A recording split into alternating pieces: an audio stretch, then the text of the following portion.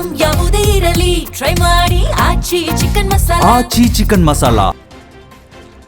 ಹೊಸಕೋಟೆ ಅಪಘಾತದಲ್ಲಿ ಮೃತಪಟ್ಟ ಗಗನ್ ಕುಟುಂಬಸ್ಥರ ಸ್ಥಿತಿ ನೋಡಿದರೆ ಎಂಥವರಿಗಾದರೂ ಕರಳು ಹಿಂಡತ್ತೆ. ಕೇವಲ 25,000 ರೂಪಾಯಿ ಸಂಬಳದಲ್ಲಿ ಇಡೀ ಕುಟುಂಬದ ಜವಾಬ್ದಾರಿ ಹೊತ್ತಿದ್ದ ಗಗನ್ ತಂಗಿಯ ಮದುವೆ ಮತ್ತು ಸ್ವಂತ ಮನೆ ಕಟ್ಟುವ ಕನಸು ಕಂಡಿದ್ದ.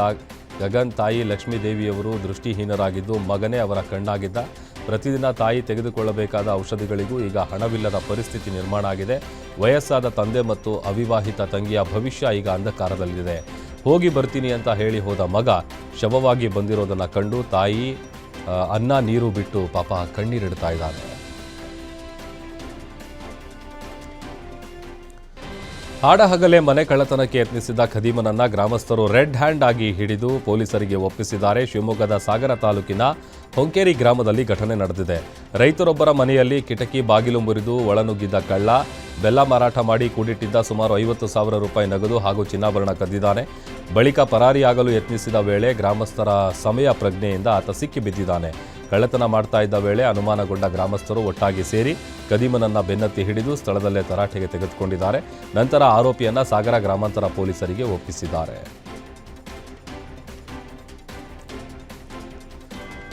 ಮಂಗಳೂರಿನ ಬೆಳ್ತಂಗಡಿಯಲ್ಲಿ ಅಗ್ನಿ ಅವಘಡ ಸಂಭವಿಸಿದ್ದು ಹೀಲಿಯಂ ಗ್ಯಾಸ್ ಸೋರಿಕೆಯಾಗಿ ಅಂಗಡಿ ಭಸ್ಮ ಆಗಿದೆ. ಬೆಳ್ತಂಗಡಿ ನಗರ ಹೆರಾಜೆ ಕಾಂಪ್ಲೆಕ್ಸ್ನಲ್ಲಿ ಈ ಘಟನೆ ನಡೆದಿದೆ. ಶಾಪ್ನಲ್ಲಿ ಹೀಲಿಯಂ ತುಂಬಿದ ಬಲೂನ್ನಿಂದ ಗ್ಯಾಸ್ ಸೋರಿಕೆಯಾಗಿದ್ದು ಶಾರ್ಟ್ ಸರ್ಕ್ಯೂಟ್ನಿಂದ ಕಿಡಿ ಹೊತ್ತಿರುವ ಶಂಕೆ ವ್ಯಕ್ತವಾಗಿದೆ. ಶಾಪ್ ಒಳಗಡೆ ಇದ್ದ ಎಲ್ಲ ವಸ್ತುಗಳು ಬೆಂಕಿಗಾಹುತಿಯಾಗಿದೆ. ಸ್ಥಳಕ್ಕೆ ಅಗ್ನಿಶಾಮಕ ದಳ ಸಿಬ್ಬಂದಿ ದೌಡಾಯಿಸಿ ಬೆಂಕಿ ನಂದಿಸಿದ್ದಾರೆ. ಅದೃಷ್ಟವಶಾತ್ ಘಟನೆಯಲ್ಲಿ ಯಾವುದೇ ಪ್ರಾಣಾಪಾಯ ಸಂಭವಿಸಿಲ್ಲ.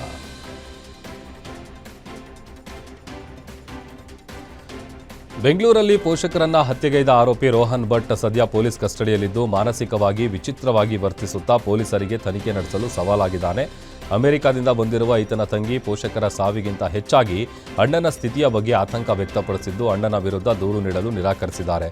ಸದ್ಯ ಬೌರಿಂಗ್ ಆಸ್ಪತ್ರೆಯಲ್ಲಿ ಮೃತದೇಹಗಳ ಮರಣೋತ್ತರ ಪರೀಕ್ಷೆ ನಡೀತಾ ಇದ್ದು ಎಚ್ಎಎಲ್ ಪೊಲೀಸರು ಹೆಚ್ಚಿನ ವಿಚಾರಣೆಯನ್ನ ನಡೆಸ್ತಾ ಇದ್ದಾರೆ.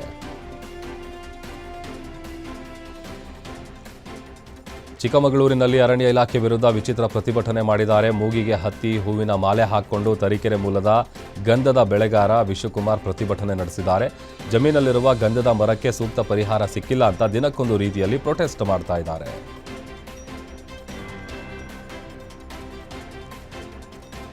ಕುಡಿದು ಕಾರು ಚಲಾಯಿಸಿದ ವ್ಯಕ್ತಿಯೊಬ್ಬ ಬೈಕ್ಗೆ ಡಿಕ್ಕಿ ಹೊಡೆದು ಪರಾರಿಯಾಗಲು ಯತ್ನಿಸಿದ ಘಟನೆ ಹಾಸನದ ಮಾಳಿಗನಹಳ್ಳಿ ಗ್ರಾಮದಲ್ಲಿ ನಡೆದಿದೆ. ಮದ್ಯದ ಅಮಲಿನಲ್ಲಿ ವೇಗವಾಗಿ ಕಾರು ಚಲಾಯಿಸಿದ ಚಾಲಕ ಎದುರುಗಡೆಯಿಂದ ಬರ್ತಿದ್ದ ಬೈಕ್ಗೆ ಡಿಕ್ಕಿ ಹೊಡೆದು ಸ್ಥಳದಿಂದ ಎಸ್ಕೇಪ್ ಆಗಲು ಪ್ರಯತ್ನಿಸಿದ್ದಾನೆ. ಅಪಘಾತದ ಪರಿಣಾಮ ಬೈಕ್ ಸವಾರ ಗಂಭೀರವಾಗಿ ಗಾಯಗೊಂಡಿದ್ದು ಸ್ಥಳೀಯರು ತಕ್ಷಣ ಆಸ್ಪತ್ರೆಗೆ ಸೇರಿಸಿದ್ದಾರೆ. ಡಿಕ್ಕಿ ಹೊಡೆದು ಓಡಿ ಹೋಗ್ತಿದ್ದ ಕಾರನ್ನ ಬೆನ್ನತ್ತಿದ ಗ್ರಾಮಸ್ಥರು ಕೆಲವೇ ದೂರದಲ್ಲಿ ವಾಹನವನ್ನು ತಡೆದು ಚಾಲಕನನ್ನ ಹಿಡಿದಿದ್ದಾರೆ. ಈ ವೇಳೆ ಕಾರು ಚಾಲಕನಿಗೆ ಸ್ಥಳೀಯರು ತರಾಟೆ ತೆಗೆದುಕೊಂಡಿದ್ದಾರೆ.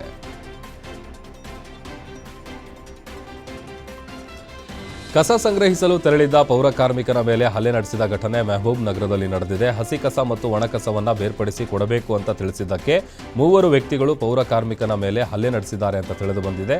ಈ ವೇಳೆ ಕಾರ್ಮಿಕನ ಟಿ ಶರ್ಟ್ ಹರಿದು ಅವನಿಗೆ ಅವಮಾನವಾಗುವಂತೆ ವರ್ತಿಸಲಾಗಿದೆ. ಈ ಪ್ರಕರಣಕ್ಕೆ ಸಂಬಂಧಪಟ್ಟಂತೆ ಆಜಾದ್ ನಗರ ಪೊಲೀಸರು ಕ್ರಮ ಕೈಗೊಂಡು ಆರೋಪಿಗಳಾದ ಅಜ್ಜು ಮತ್ತು ನೂರ್ರನ್ನ ಬಂಧಿಸಿದ್ದಾರೆ. ಪೀಡಿತ ಪೌರ ಕಾರ್ಮಿಕರ ದೂರಿನ ಮೇರೆಗೆ ಪ್ರಕರಣ ದಾಖಲಾಗಿದ್ದು ಇನ್ನೊಬ್ಬ ಆರೋಪಿಗಾಗಿ ಶೋಧ ಕಾರ್ಯ ಮುಂದುವರೆದಿದೆ ಅಂತ ಪೊಲೀಸರು ತಿಳಿಸಿದ್ದಾರೆ.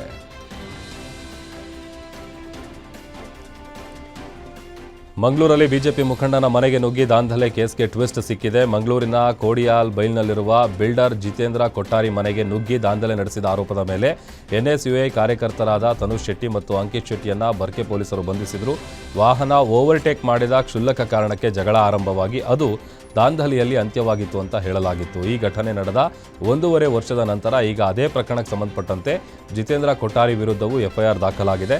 ಬಂಧಿತ ಯುವಕ ತನುಷ್ ಶೆಟ್ಟಿ ಮಂಗಳೂರು ನ್ಯಾಯಾಲಯದಲ್ಲಿ ನೀಡಿದ ಖಾಸಗಿ ದೂರಿನ ಆಧಾರದ ಮೇಲೆ ಈ ಕ್ರಮ ಕೈಗೊಳ್ಳಲಾಗಿದೆ.